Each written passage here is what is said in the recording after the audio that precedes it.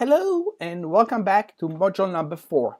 Today in this video I will continue the JavaScript, but in the end I will start to introduce the PHP, and this is the first time that I'm going to do that, and I will assign you some reading on the PHP. And I think this is exciting time because this is the language that Facebook and Google and Amazon use in their platform.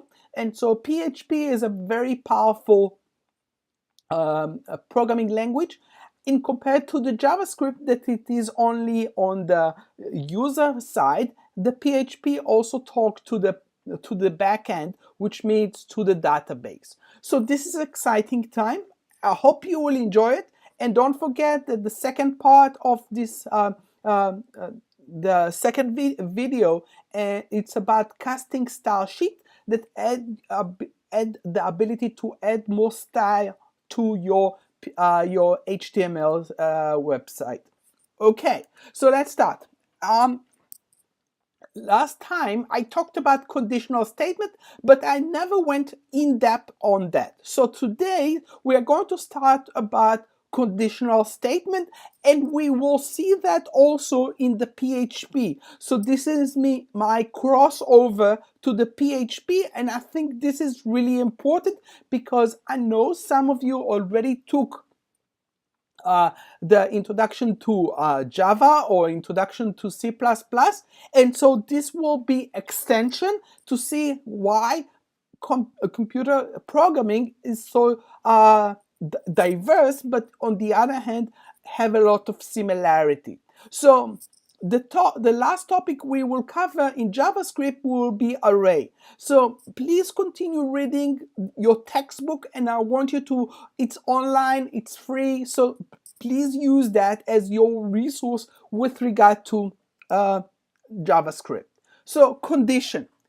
We already applied that. If you click on this link, a close-up pop-up box will open, and if you touch the ball, then the game is over. So it is universal condition that is also part of why we are using conditions to create some interaction with the user in order for us to making more engaged in the page that we are creating and be able to display that. So in JavaScript, we have the following condition statements.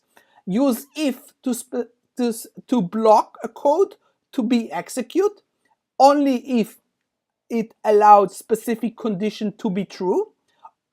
Use the other condition is use else, which is block a code to execute if the same condition is false, and if else if is a new condition to test if the first condition is false, and use the last condition is the switch, which provide alternative block if the code is executed. So simple statement of the if conditions. If condition, block the code to be executed if the condition is true, and this is what it happens. So the syntax is if test the statement, and we are closing it. So example, if your GPA is 3.25, and if the if condition says we will accept you only if you have a GPA bigger than 3.0, you did a good job. You have a cookie as a return for your high grades. So this is part of the if statement that we use in order for us to allow these conditions to operate in real time. So if statement, again, I try to illustrate that as much as I can to show you the essence of that. So inside the statement of the HTML, again, look at that. Look at what I did. If a new date, get hours is smaller than 18. So the document says you give him a smile up or smile down. again, this is the conditions that I operate in order for me to do that. If, again, the else statement, again, if the block is executed is false, then that's the result. So if the hours is smaller than 18, greeting good day, else greeting good evening. So again, see the difference between the two codes and how to do that. And this is the statement that I'm trying to make, and this is the result. How do I incorporate that into the HTML? It's very simple. See the code. Again, you have to have some functionality inside in order for you to operate that, in order for you to insert the script. In this case, the script is inside the HTML body, and in order for us to operate that. And again, if else statement flowchart, and again, this is the idea I want you to have in order for you to do that. But we can extend this if condition to not only one condition, but two conditions, and also to have the else. So this is the idea behind that, and this is how I see that. Again, smaller than 10, greeting good morning. If it's bigger than 20, it's good day, and else good evening. And so this is where all the codes come into play in the HTML. You have the ability to see what I have done and see what it is. So in the case of exercise, first exercise of the mode, if you're going to have an exercise, this is an example. I want you to play with that. This is your first example of the code that you're going to post. If conditions, so this is an example of it. Try to see if it works, see what is the output of it, and this is the result. The next is expression. What is expression in JavaScript? The regular expression is a sequence of characters that form a search pattern. So when the search for data in the text, you can use this search to describe what you are searching for. A regular expression can be a single character or more complicated pattern. A regular expression can be used to form all text of types of text and search and replace condition. So an example in this case, I'm going to use the syntax of the expression, and I'm going to use I as the regular expression. So in this example, usf.edu is the pattern where I'm going to search for the I. So the I is the modifier for the search in case of insensitive. So using the string, we are going to place the idea of search in that string. So we are going to have two strings in the text, search and replace. The search method is the expression for the search for a match and return the position of the match. The replace is the return modify the string where the pattern is replaced. So example, a regular expression is do case sensitive insensitive search for usf.edu in a string, and so visit USF, and the search is, again, I'm searching for the I. The result in this case, the first page of usf.edu, is that it will consist of 12. So again, how it will look in the HTML, when you click on my function, you're going to see the search, you're going to see the variable that I am searching for, and you're going to see the result in that search, apply that, and try to implement that. So in this case, the search for n is equal to, so in this case, I search the website of usf.edu in this search of n, and I got 2. Again, this is based on the result. Using the string search with a string. So the search method also accepts a string as a search argument. So the string argument will be converted to a regular expression. So they use a case insensitive regular expression to replace Google with usf.edu in a string. So what's going on here? So I'm writing a function, and in the function I'm going to say variable string document get element, and I also says where you're going to do this search or replacement. And so the variable, it will not happen in real life. I cannot log on to, I cannot write code that affect the USF or Google, but what can I do is to get it works on that particular website. So the document get element is where the text will be. So replace Google with usf.edu. So when you click, you're going to please visit Google instead of USF. The result after you click, please visit USF. So again, I replace what I have done with regard to USF with Google, and by doing that, by using this script, I was able to replace it and see what it is. So again, I'm using the string to operate it in two conditions. One is the Google, one is the USF, and in this case, you need to remember that the search is much powerful, and will be useful when you learn to search in HTML form we will soon create. So regular expression modifiers can be used in a case insensitive more global search. I, G, and M. M perform multiple matches, and regular expression patterns, which is part of the brackets, are used to find range of characters, and you can embed it in those characters, find only character between the brackets of A, B, C, or find between the digits of the brackets between 0 and 9, or find any alternative separate with X and U. So again, meta characteristics with a special meaning. /D is to find a digit, /S find a white space character, and so on. Try that, try to see what you understand from it, and I will repeat it again and again throughout. I will use it also in the PHP when we will start using that ability.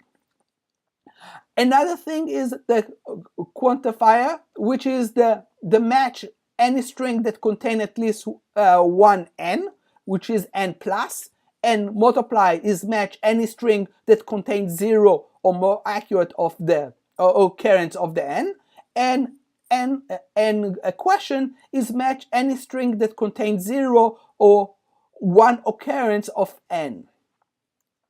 So we are coming next to the array. An array is the essence of any programming language. So it is the data structure that consists of related data item. Sometimes it's called collection of data items. So in JavaScript, arrays are the dynamic entities that can change the size after they are created. So an array is a group of memory location that all have the same name, and normally they are the same type. So the array enables us to change that and be able to adopt new adaptation based on our code. So each individual location is called element. So the element may be referred to by giving a name of array followed by index of the element in the sequence of the brackets. So the first element in every array is the zero element, which is the ninth element of the array C, referred to the C I minus 1. So in this idea is that array allowed us to follow the same convention as other identifiers. And so in every array in JavaScript, known its own length, which is stored by its length attributes and found by the expression of array name length. So let's do some manipulation here. The array with 12 elements. So the position of the elements with array C And so you see the array, we have 0 to 11, the name of the array in C, and its values. So in this case, we are going to use a very simple array. We are going to say the variable fruits is new array, which is apple, orange, and mango. So the array is a list of strings, and when you specify a single numeric attribute with the array constructor, you are able to do the length of the array, and in this case it's value that we are adding to it. So the idea here is that fruit 0 is the first element, fruit 2 is the second element, fruit 3 is the third element. So in this case, we will have a list of properties that the array object are able to manipulate. The constructor, which is the return of a reference of array function that you created the object. The index is the property represent the 0-based index. Input is the property is only present in array, created a regular expression, and the length reflects on the number of elements in that particular array. So let's try that. So in this case, the length property, we're going to create a really simple example. And so array has values, new array, 10, 20, and 30. So the idea here is that document.write, and we are going to use the length, but we are going to do plus a or r with a length in order for us to show us. So the idea here is it add everything up, because what we have is 10, 20, 30, but in this case, in this arrangement, it has only 3. So array methods is the contract, every, filter, for each, index of, and join. And I'm sure that you have all those in the textbook, on our online textbook. Go over the chapter, it will give you more in depth on that. So example, and we will do this in this case, contact. And in this case, it will join 2 arrays and be able to display that. So the value of n is the array, or the value of this idea with resulting array. So in this case, we have 2 variables. We have the alpha and we have the numeric. So the idea here is the alpha is contract, and in the idea is that we are going to use the document write as the numeric of the alpha contract value. So in this case, he will present all the items in those 2 variables that we are creating in alpha and numeric, and he will display it as it is. So this is really important. Why? Think about Google, think about Amazon, think about Facebook. What they do is display arrays throughout in order for them that you purchase an item from Amazon chart and be able to use that as indicator what you have already purchased.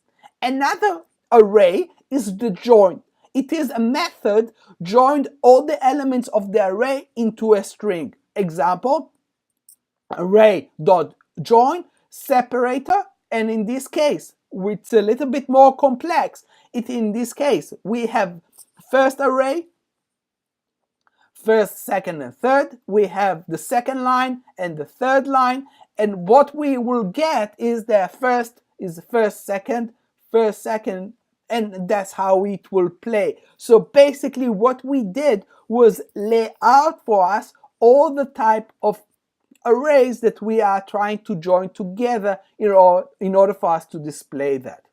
So in this presentation, we review expression, modify an array, and we will next look at forms and value.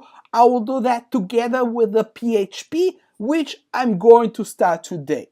So today we are going to move to the PHP because our time in summer is very condensed, and I ask you to read, and all of you agree on the syllabus. We do not have a lot of time. So if I had more time, I probably would spend more time on JavaScript, but I want to make sure that we are okay with the PHP, because the PHP is probably the most intense language out there, and it's worth a while to visit. So the PHP is the idea that open source scripting is a suitable and for development in the web. So it is, first of all, and most important element, it is a server-side scripting. So it executes itself on the server, not on the user browser, in compared to the JavaScript. And it supports multiple databases like MySQL, SQL, and so on. In our case, we're going to learn about MySQL. MySQL is open source database. So it's open, it's free to use, and I highly recommend it to use that. PHP.NET is where we learn all the new tricks or all the script in order for us to run it more efficiently on the server side, not on the user side, on the server side. So it is also the standard for MySQL. And so again, MySQL is based on PHP, and so we will use it.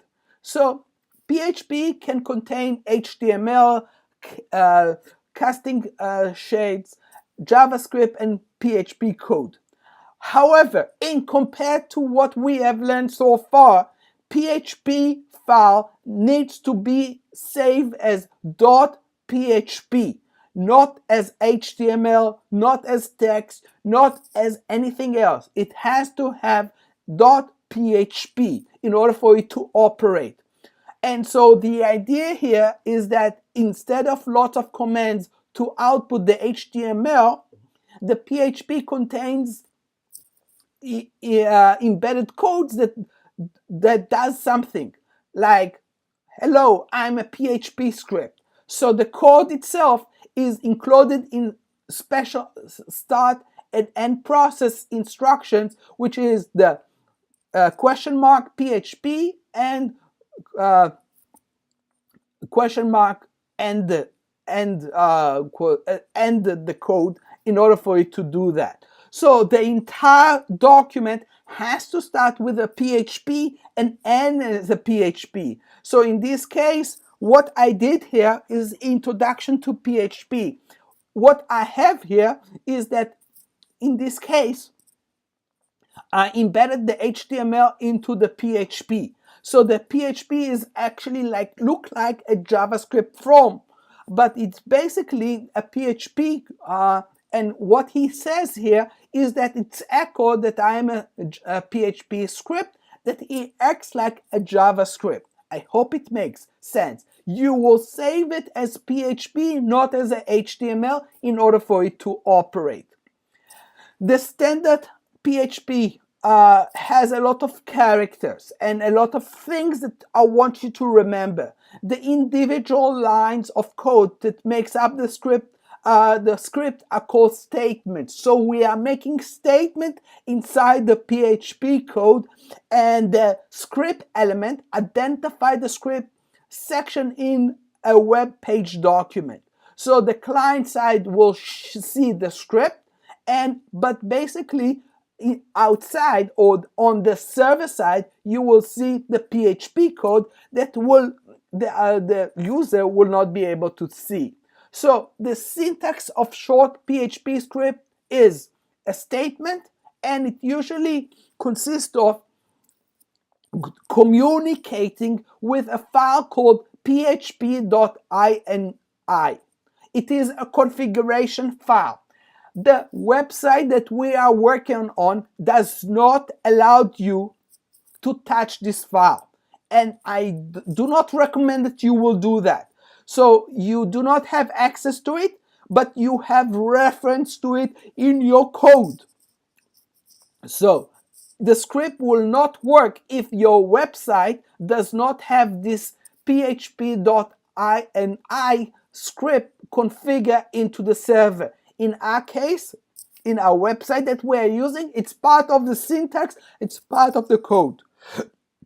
One of the things that we will learn is the displaying script result. In this case, it can be echo or it can be as print.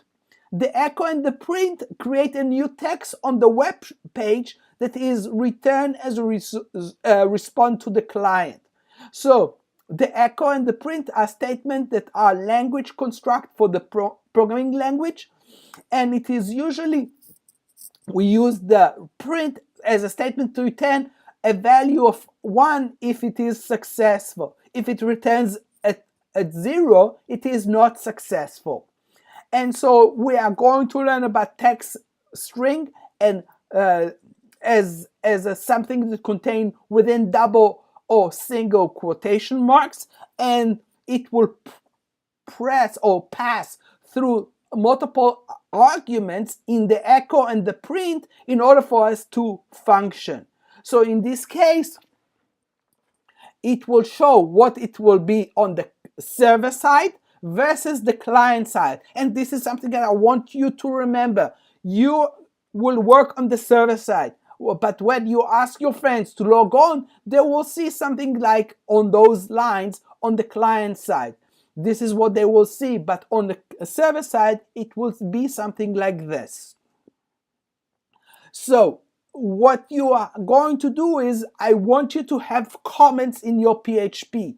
It is a comment that is a line that is not read or execute on the program, but will give me as your instructor more understanding what you have tried to do. And this is a standard procedure in order for us to do that. So this is something that is always appreciated, especially when open source R is open to everyone. This is something that is really important. So in this case, example, this is a single line command. This is also a single line comment, and this is how you end those comments. This is how you end a paragraph. With that, in this case, let's look what we have here. We are asking for the $x equal to 5, and we will do some calculation to it in order for it to display this calculation, something that the HTML and the JavaScript are not able to do. And in this case, it will result in 10. So we are multiplying it, we're adding, and in the end, it will end up as 10. Variables are the use for storing values. It's like a string, numbers, and array. All the variables in HTML, in PHP, start with a $sign as a symbol. So in this case, variable name is the value, and it is how to do that. So in this case, variable text, say hello to the world. Variable x is a numeric value, 16. And so this is how we're going to describe to the PHP machine how we want to call it and how we'd be able to do that.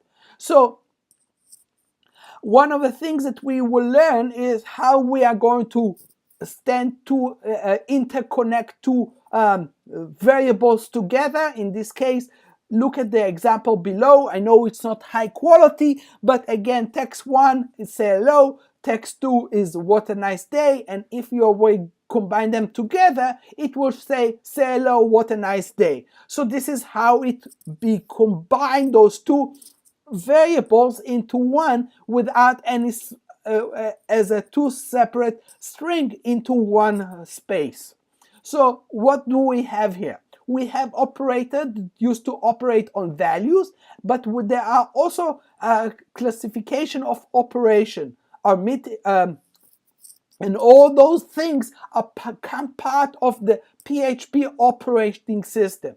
So we can do math, and which is my favorite subject in the whole world. So we can do a division, we can do an increment, discrement, and so on in order for us to do that. We can also do operators. Example, equal will be example of x is equal to y, and plus equal and is equal will be x plus equal y. And so this is the operating system that we are going to use in our code in order for us to do that. Again, this is the syntax that I want you to go over in the textbook and how to do that. As we learn in this early today, we learn about the PHP conditional statement. And as you remember, it is the idea of if the condition is fill out as true or false in order for us to do that. So in this case, same structure, if else, and the switch, and again, the same idea. You have a nice weekend if the correct day is Friday. So the idea is that we are asking the PHP to declare the date. And if the D is Friday, the echo will be have a nice day, and it will end this way. This is like a JavaScript, but again, on a PHP level.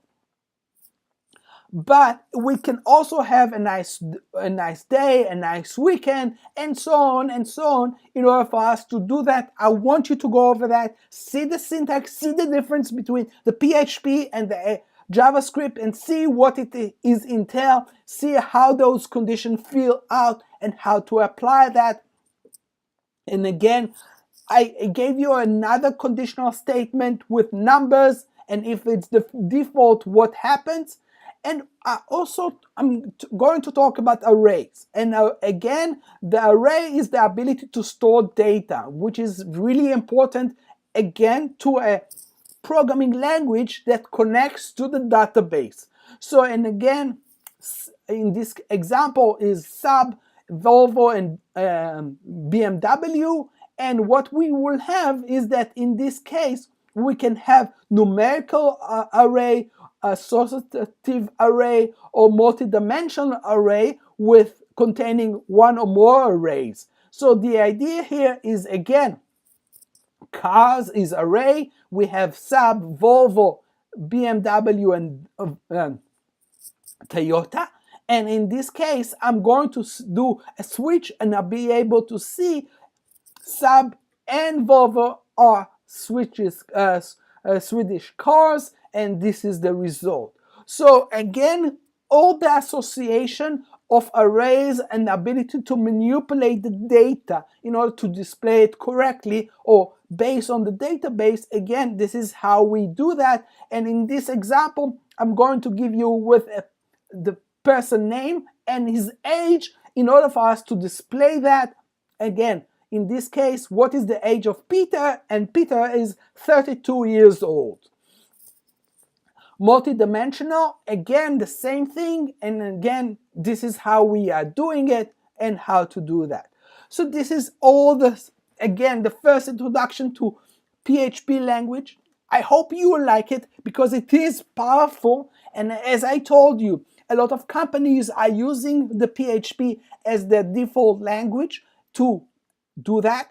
Do not forget, you do not have the access to the ini.php. You cannot touch it, and so it's already installed in your website, and this is why I chose this website to work on. But if you're going to work with high level or giving the freedom to do that, you will need to set up your own INI page, which is sometimes very complicated. That's it for now. I hope you enjoy it. I hope you learn more, and I want you to go back to the textbook in order for you to learn more. Until next time, have fun.